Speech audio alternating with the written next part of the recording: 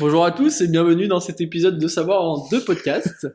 Bonjour à tous, bienvenue sur ce nouvel épisode dans lequel nous allons parler De des jeux jeux d'argent. d'argent. Chips contre chips. Toi-même. Est-ce que vous faisiez ça aussi dans l'école, dans la cour de l'école primaire? Est-ce que justement c'est pas ça un jeu d'argent? Non, Peut-être. c'est juste un jeu, Maxime, c'est juste un jeu. Un jeu. Mais du coup, Maxime, comment est-ce que tu définirais toi un jeu d'argent? Pour moi, un jeu d'argent, c'est n'importe quel jeu pour lequel il y a Un, de l'argent qui est mis en jeu. un enjeu financier au final. Oui, un enjeu financier. Ça peut être tout ce qui est jeux à gratter, les jeux, tu sais, un peu plus réfléchis comme des jeux de casino, etc. Ça peut être des Ouais, paris sportifs. ok. Est-ce que toi, t'es d'accord avec cette définition ou est-ce que t'as d'autres choses à rajouter? Alors, je suis assez d'accord avec ta définition dans le sens où moi quand je pense jeu d'argent, je pense casino. Ouais, Vraiment directement. Toi, tu vois, je sais que tu penses un peu plus jeu à gratter, mais réellement, pour moi, les jeux d'argent, c'est les jeux de casino. Après, certes, des jeux à gratter, ça reste des jeux d'argent. À partir du moment où il y a un gain potentiel, parce que tu vois, du coup, t'as deux choses différentes. T'as le gain et la perte, qui du coup représente le casino, représente principalement le casino et les paris sportifs, par exemple, ou Mhm. les paris en règle générale. Et de l'autre côté, t'as le gain et le non-gain. Ouais. Alors, je reviens juste sur un truc parce que tu m'as inventé un peu une vie là. Moi, pour moi, c'est beaucoup plus les jeux de casino que les jeux à gratter, Je hein. sais pas, t'es parti direct dans les jeux à gratter, donc je t'ai qualifié là-dedans, t'es dans C'est une parce qu'il case y a tout maintenant. le, en France, il y a tout cette organisation là de la Française des Jeux, tu sais, le grand méchant qui prend l'argent des plus pauvres, qui passe leur Ouais. temps à gratter, etc. Mais on est d'accord que moi, quand j'entends jeu d'argent, quand je vois la personne, quand je l'imagine, on va dire, la personne qui, tu sais, est vraiment absolument addict à des jeux d'argent, Ouais, tu je vois penses totalement le mec machine qui à va au sous, casino et qui gamble, qui flambe à gogo, ouais. soit sur les machines à sous, soit sur la roulette, soit sur n'importe quoi d'autre, quoi. Bon, du coup, on a la même définition et Voilà. on a la même première pensée. Super. Tu n'as pas du tout une première pensée de jeu à gratter, mais du coup, ça me laisse quand même partir sur mon gain et mon non-gain. Ouais, vas-y, parle là-dessus. Je t'en J'ai prie. besoin de le dire, j'ai besoin. Ok.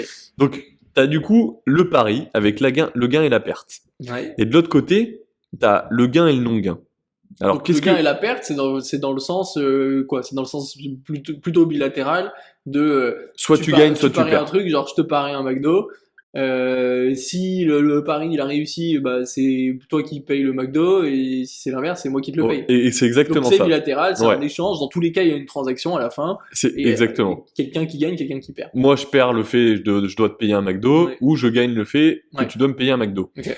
Donc ça, c'est pour moi vraiment du jeu d'argent en tant que tel, dans le sens où quoi qu'il arrive, soit tu gagnes de l'argent, soit t'en perds. Ou Ouais. soit tu gagnes quelque chose qui vaut de l'argent, soit tu le Et perds. qui représente du coup ce qu'on évoquait là jusque-là, tout ce qui est jeu de tickets à gratter. Bah si tu ne gagnes pas, tu as perdu l'argent que tu as investi pour Eh acheter ben, le truc. pas forcément.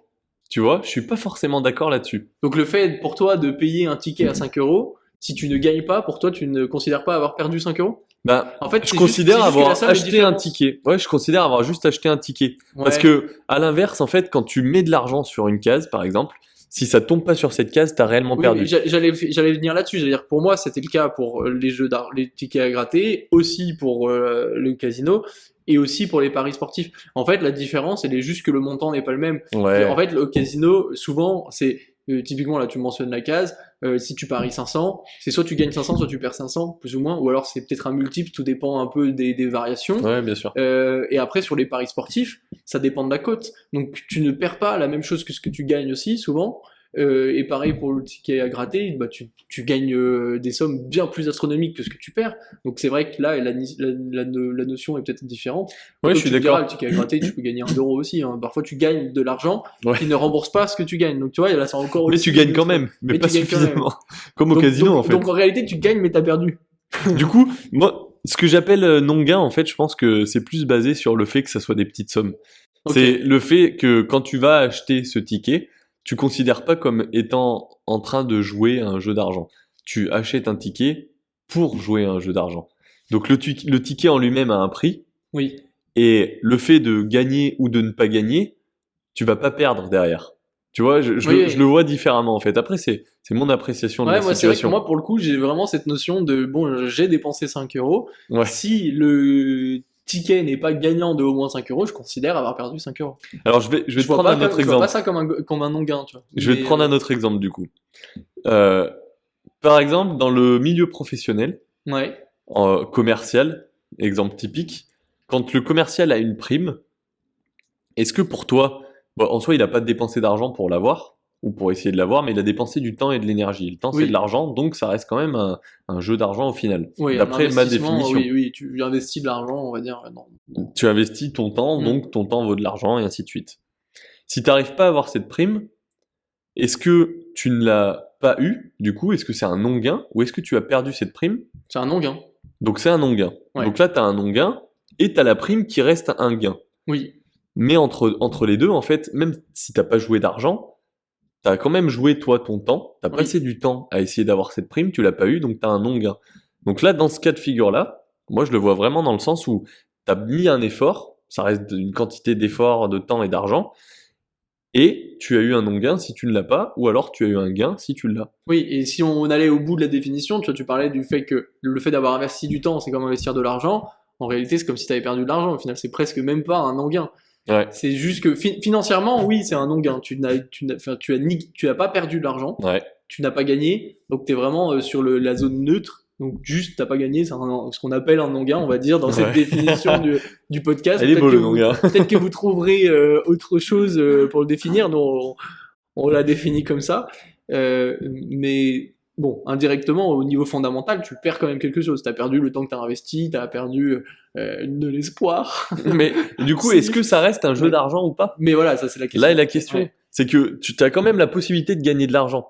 Et à partir du moment où même si c'est un travail, ça reste un jeu en fait, tu as la possibilité de gagner de l'argent en faisant ce que tu fais, est-ce que au final c'est pas un jeu d'argent, tu vois? Parce que Pas selon ma définition. en tant que commercial, tu vas toujours vouloir en faire plus pour gagner plus.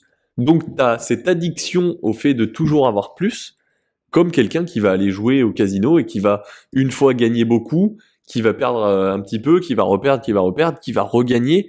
En fait, tu as tout le temps cette envie et cette émotion de te dire j'en veux toujours plus, tu vois, et ça reste un jeu d'argent pour moi. Ouais, alors en fait, tu vois, le fait de discuter, et c'est ça qui est bien dans cet épisode, c'est que ça reste très spontané et on reformule nos Nos propos. définitions, et on se reprend et on reconstruit, vu que c'est un débat. Je me dis qu'en fait, un autre prérequis pour que ce soit un jeu d'argent, c'est qu'il faut qu'il y ait le risque énorme de pouvoir tout perdre, on va dire, avec des jeux d'argent. Pour moi, il y a ce côté-là Lié à l'addiction, du coup. lié à l'addiction, ou le fait que bah, comme tu as perdu, tu veux te refaire, etc. Est-ce que tu vois, ça peut ne pas être nécessairement une addiction psychologique, mais ça peut être genre un truc hyper instantané. Ouais. Tu vois, tous les gens qui font qui se ruinent au casino, etc., ne sont pas nécessairement des addicts, ne sont pas nécessairement des gens qui y vont tous les jours depuis 10 mois. Ça peut être le mec qui a complètement vrillé en une soirée et qui a monté son plafond et qui a tout explosé d'un coup, tu vois. Mais du ça coup, peut c'est être, beaucoup ça plus peut être rare. en one shot. Et dans cette définition-là que t'expliques au travail, je veux dire que le mec il peut pas d'un seul coup dire allez vas-y je mise je prends toutes mes économies, je les mets dessus et je peux potentiellement perdre. Chose que tu pourrais faire avec des jeux à gratter en allant dévaliser Plusieurs tabacs. des bureaux de tabac, etc. Chose que tu peux faire au casino, chose que tu peux faire sur des plateformes de paris sportifs ou je ne sais quoi. Tu vois, pour moi, au final, elle est peut-être là la vraie nuance qui va te faire dire ok, ça c'est un jeu d'argent. Après, ça reste ma définition et dans tous les cas, même si on a une autre, ça reste sensiblement la même chose et c'est pas ça qui va remettre en question tout le sujet, quoi. Tu vois, ça me fait quand même vachement penser à un épisode qu'on a déjà fait. Ok, Un épisode sur la naïveté. ouais, Où en fait, la définition des mots en eux-mêmes, oui, on n'a pas forcément la bonne définition ou la bonne connaissance de ce que ça veut réellement dire, et pourtant on s'en sert, des fois à outrance et de façon inadaptée, dans ouais. certains cas de figure. Tu vois, peut-être que là, dans le milieu professionnel, c'est peut-être pas du tout un jeu d'argent, ou peut-être que ça en est un. Mm. Regarde par exemple, un trader. Un trader, est-ce que son travail, c'est pas de jouer avec l'argent au final? Est-ce que c'est pas un jeu d'argent qu'il fait? Est-ce que quand tu fais du trading, t'as pas une énorme chance de gagner, une énorme chance de perdre, et il y a de l'argent au milieu, tu vois. C'est une bonne réflexion, hein, pour le coup. Moi, Et ça reste du travail ou ça reste Ouais. aussi de l'addiction parce que ça peut te faire tout perdre. En fait, il y a plein de nuances à avoir et toutes ces nuances-là, elles ont peut-être certains stades différents qui va faire que, en fait, le trader, c'est son métier, il fait attention à ce qu'il fait, du coup, s'il perd, ça reste son métier, etc. Mais tu as aussi le trader qui va peut-être débuter, qui va se former assez rapidement et qui va mettre tout son argent à droite et à gauche et tout perdre, tu vois. En fait, je pense qu'il y a la notion de... Ça, tout dépend aussi de comment tu le fais. Et même, finalement, en fait, tu vois, on va dire, il y a cet opposé-là. Il y a l'extrême de... on va dire que... Enfin, moi, je considère, pour moi, en plus, qui pratique le trading, que c'est pas un jeu d'argent. Mais ça n'empêche pas que si quelqu'un le pratique comme un jeu, donc comme quelqu'un qui flambe, etc., ça a toutes les caractéristiques d'un jeu Ouais. d'argent. On est d'accord là-dessus. À l'inverse, tu prends un jeu qui fondamentalement est un jeu d'argent, comme le poker. Si tu te mets à jouer avec tes potes au poker sans parier de l'argent, pour moi, c'est plus un jeu d'argent. Tu vois, donc en fait, tout dépend aussi de comment tu l'utilises, comment tu. Concrètement, à partir du moment où il y a de l'argent qui rentre en jeu et où il y a un plus et un moins par rapport à l'argent qu'on peut avoir, Ouais. ça va être un jeu d'argent. Pour moi, c'est ça globalement la définition en fait. C'est Ouais. si tu peux gagner et si tu peux perdre ou ne pas gagner, ça va être un jeu d'argent. Ouais, ça rejoint ce que je disais jusque-là, et c'est là où, pour moi, c'est conflictuel par rapport à ce que je vois et ce que j'observe pour moi, tout ce qui est le secteur de la finance, où effectivement, tu vois, tu peux faire un pari qui rate sur des marchés, que ce soit fondamental, etc. Est-ce que c'est un jeu d'argent? Ça coche toutes les cases. Ça coche toutes Ça les y cases. ressemble, ça y ressemble. Mais ouais. Où est cette limite? Est-ce que c'est pas la limite qui justement serait intéressante de voir, qui est la limite de à partir de quand tu deviens addict et que ça devient néfaste pour ta santé, enfin pas pour ta santé, mais pour ta vie, parce que tu prends des risques inconsidérés, etc., que tu paries de l'argent que tu ne peux pas te permettre de perdre, typiquement l'argent que tu es censé envoyer à ton propriétaire à la fin au début du prochain mois, ou je ne sais Par quoi. exemple, par exemple. Je Je pense que ça va être important déjà de définir qu'est-ce qui rentre en Ouais. ligne de compte comme étant, c'est drôle, ligne de compte justement, compte argent. Qu'est-ce qui rentre en ligne de compte comme étant un jeu d'argent ou non? Et est-ce que le terme en lui-même, il est généraliste ou est-ce que c'est vraiment, par exemple, les jeux d'argent du casino, les jeux d'argent des paris sportifs? Tu vois, est-ce que c'est peut-être genre le début d'une phrase avec un quoi derrière qui est un peu plus précis pour chaque cas de figure? Parce qu'on va pas dire, typiquement, les jeux d'argent des objectifs des commerciaux. On va pas le dire, ça. Oui, voilà, c'est ça. Tu vois? Mais je sais pas si ça en est ou pas. On va le voir, en fait. On verra bien. On va l'apprendre. Moi, ce que je suis curieux de savoir, c'est tout ce qui est, tu sais, les logiques psychologiques qui sont derrière chaque jeu d'argent. Enfin, on va pas les faire tous un par un, Ouais. mais les logiques générales qui sont placées derrière les jeux d'argent, que ce soit, je sais pas, une sorte de le fait de capter l'adrénaline des gens par rapport à l'adrénaline d'être capable de gagner de l'argent et tout ça, et savoir comment on va dire on est manipulé par ça, et qui fait qu'on est happé et qu'on a envie de rejouer quand on gagne, qu'on a envie de rejouer quand on perd. Ouais. Tu vois, qu'est-ce qui fait fondamentalement, que ce soit au niveau neurologique, psychologique, qu'est-ce qui fait qu'on se fait autant avoir, souvent par les jeux d'argent, parce qu'on, même si on part pas nécessairement du principe que les jeux d'argent sont quelque chose de négatif, on sait au sens large que on a moins de chances de gagner que de perdre. Sinon, ça n'existerait pas. Sinon, ça ne survivrait pas. De toute façon, s'il y a un gagnant, il y a toujours un perdant. Et globalement, ouais. le casino, s'il est toujours là, c'est parce qu'il gagne plus que le perdant. Exactement. Comme Logique. la Française des Jeux et Ouais. tout le reste. Bien sûr. Mais ouais, ça va être intéressant d'essayer de comprendre comment ça fonctionne. Là, on va peut-être partir sur un peu de la manipulation, de l'influence, Ouais. de se baser vraiment sur des techniques qui peuvent permettre des outils qui vont pouvoir être utilisés dans d'autres cas de figure peut-être, qui vont se baser sur les mêmes... tu vois, on parlait des commerciaux, peut-être que ça a vraiment rien à voir avec les jeux d'argent, mais peut-être que les techniques manipulations, utilisées sont les mêmes, tu vois. Ouais, je suis d'accord. Ouais. Et du coup, go développer une team de commercial après le deuxième épisode. Ouais, clairement. c'est hyper intéressant. Je pense que c'est un sujet qui est très vaste, mais qui est très intéressant à explorer et qui peut avoir des répercussions positives si tu es au courant de tout ce qui se passe, tout ce qui en a trait au jeu d'argent. Mm. Tu es plus en mesure déjà de prendre les bonnes décisions, De te peut-être de te protéger. protéger par Ouais. rapport à des choses, de pas du coup devenir l'addict du village Ouais. qui se ruine.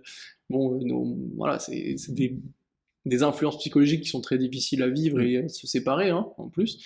Mais bon, voilà. Et un autre truc qui pour moi est intéressant, c'est de voir le côté encore plus macro de tout cet univers, de tout ce phénomène, sur comment ça s'intègre dans l'économie Ouais. d'un pays, sur le fait que tous les gains qui vont être apportés vont finir par être taxés. Ce que ça représente voilà, comme tu vois, ce que ça montant, représente. ouais, bien sûr. Ça peut être des montants qui sont astronomiques quand on voit que c'est mondial, enfin, Si tu il y en a regardes partout dans tous les pays, le tu vois. loto européen, on parle en plusieurs millions, donc ça veut Ouais. dire que si tu sais que les organismes sont gagnants, ça veut dire que eux derrière, ils sont peut-être à plusieurs millions, voire milliards de bénéfices. Ouais.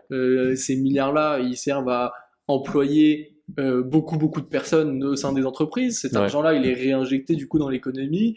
C'est ça qui permet de faire vivre des familles. Et ces familles-là, du coup, elles vont faire leurs courses, elles payent de la TVA, ça revient à Il n'y a pas l'État. que du Tu négatif vois, il y au a final, plein hein. de choses en fait. Ouais. Mine de rien, quand une personne perd dans ce genre de choses, comme tu t'as dit, quelqu'un gagne. Et si quelqu'un gagne, ça veut dire que derrière cet argent-là va finir par être réutilisé et Ouais. réinjecté dans l'économie. Mm, Donc c'est peut-être, moi je fais une hypothèse comme ça, mais je me dis peut-être que si il y a autant enfin si dans tous les pays, si globalement dans le monde entier, on a des jeux d'argent, c'est peut-être parce que c'est un outil qui est utilisé par les économistes pour justement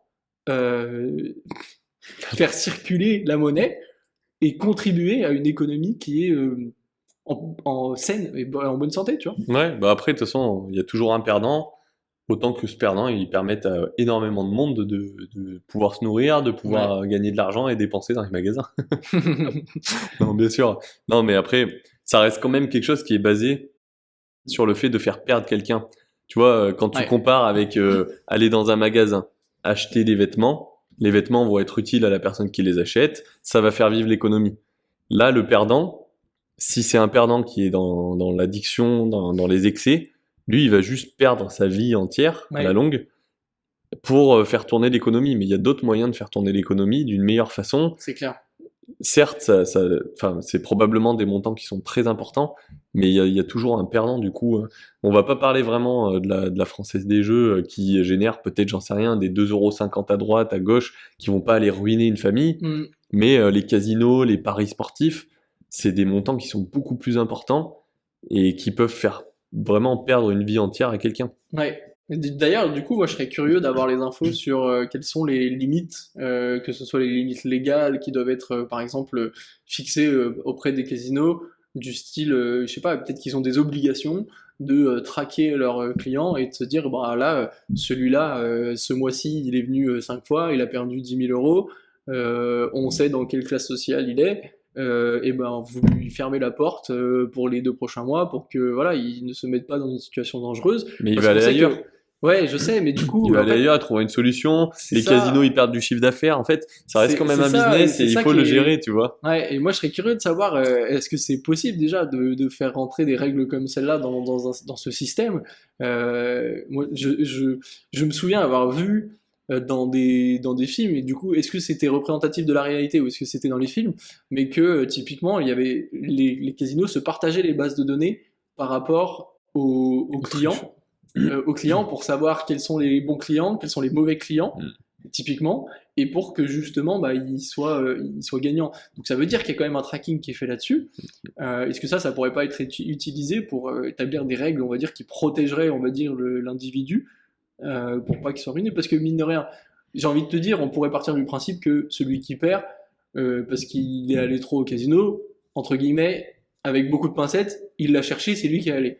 Mais la réalité L'addiction, des on sait choses, ce que c'est. ouais, c'est ça, c'est qu'il y a l'addiction, et la réalité des choses, en plus, elle est que souvent, ces personnes-là, elles ruinent pas uniquement leur vie, mais potentiellement les vies de leur famille. Je sais pas, typiquement un père de famille qui va vider toutes ses économies au casino, il met en danger ses enfants, sa femme, etc., en Ouais, bien prenant sûr. toutes les économies, faisant que peut-être ils vont se retrouver à la rue le mois d'après, pas avoir assez de sous pour manger, etc. Tu vois, tous ces vices-là qui sont vachement dommageables et qui pourraient peut-être être protégés par un système. Ouais, après, enfin, là où ça complique quand même pas mal, c'est que ça fonctionnerait si les personnes sont de ton pays, que tu as accès à leurs informations rapidement, parce que quand tu vas dans un casino, tu rentres, tu vas jouer direct. Oui. Donc il faudrait qu'en l'espace de 3 minutes, tu puisses avoir accès aux informations de la personne via la carte d'identité, récupérer ses informations personnelles, savoir combien la personne touche et savoir si elle a déjà dépensé dans d'autres casinos. Ça représente quand même des complexités assez importantes, tu vois. Ouais. Peut-être qu'il faudrait qu'il y ait une blacklist des personnes qui ont trop dépensé, qui ont tout perdu au casino, ou je sais pas comment ça pourrait fonctionner. Mais admettons que t'es responsable d'un casino, tu sais qu'il y a une personne qui est chez toi, qui vient d'arriver, qui a déjà dépensé énormément dans un autre casino. Le choix logique, même s'il n'est pas éthique par rapport à ce qu'on pense, c'est de laisser cette personne dépenser encore plus dans ton casino. Ouais, bien sûr. Donc c'est là où c'est compliqué, c'est que si tu mets en place une régulation là-dessus, il va y avoir soit des excès sur des failles. Ouais, soit des failles, soit du non-respect de ces règles-là, tu vois, des falsifications de documents en mode bah non, il a pas perdu de temps, ça etc. pourrait rester une étape. Moi, ouais. Quand je dis ça, j'imagine très bien un pays comme genre la Suède ou le Danemark, tu sais, qu'on Ouais. sait être un peu Avant-gardiste. des experts et avant-gardistes en termes social, éthique, etc., avoir déjà potentiellement mis en place des règles comme ça et qui fonctionnent. Tu vois. Je me dis, ça se trouve, ça existe. Peut-être que pendant nos recherches, on va trouver des pays qui ont mis en place des règles qui fonctionnent. Ouais. Ça se trouve, il n'y en a aucune. Ça se trouve, il y en a plein dans tous les pays, mais Ouais. aucune ne sont respectées. Mais peut-être qu'on ne Et sait donc pas du tout. peut-être que les casinos font exprès de ne pas respecter et payent les amendes. On sait que c'est déjà des choses qui se font dans d'autres secteurs ou même dans les entreprises typiquement qui savent qu'elles vont avoir des amendes si elles polluent trop, mais qu'elles sont prêtes en fait à payer cette amende-là parce qu'elles savent qu'elles vont gagner plus derrière. Enfin, tu vois, ça se trouve il y a des trucs. Bon, en tout cas, je serais curieux de savoir ce qu'on est capable de venir de trouver sur ces recherches. Ouais, ça va être un sujet très intéressant. Je pensais pas que ça serait aussi complet en tout cas. Ouais. Et c'était un plaisir d'échanger avec toi. J'ai hâte de partir sur de la P2. Plaisir partagé. Et puis, dans quelle direction allons-nous partir pendant cette heure de recherche? Au final, il y a tellement de directions différentes entre les biais, les impacts sur l'économie, les impacts sur les personnes, les addictions, le style de jeu. En fait, ça fait quand même un panel qui est assez large. C'est ça. On va pas pouvoir tout couvrir. C'est ça. Dans la mesure du possible, ce serait bien de couvrir tout ce qu'on a dit, que ce soit du coup, de faire la définition, de voir quels sont les biais psychologiques, de voir quel est l'impact économique, etc. Je pense que c'est peut-être les 3 gros pôles qu'on pourrait essayer d'établir. À voir comment ça se présage. Est-ce que tu voudrais qu'on se sépare le travail? Moi, dans tous les cas, la définition, je pense que c'est bien qu'on la fasse tous les deux. Ouais, c'est bien de l'avoir tous les deux. De savoir sur quoi on part. Depuis le début, en général, surtout pour les recherches, c'est essentiel qu'on ait la bonne définition. Bah oui. Au moins pour rechercher les bonnes choses, quoi. Ouais, exactement. Et après, je pense que... Eh ben écoute, moi, je vais me lancer sur la partie essayer de comprendre qu'est-ce que ça englobe, les jeux d'argent. Ouais. Cette partie-là, elle est intéressante parce que j'ai vraiment envie de clarifier ce sujet. Et sur l'impact négatif que peut avoir ces jeux d'argent-là, justement, sur la vie d'une personne. Je vais partir dans cette direction. Ok, et alors dans ce cas, moi, il me resterait tout ce qui est partie, on va dire les biais, les manipulations, etc. Et le côté économique. Ouais. Ok, très bien, ça me paraît être une bonne répartition. Dites-nous ce que vous en pensez. Non, je plaisante, dans tous les cas, on fera ça. Et oui, vous pouvez nous le dire, mais on le dira pas. Non, on le dira, c'est juste qu'on l'aura déjà fait.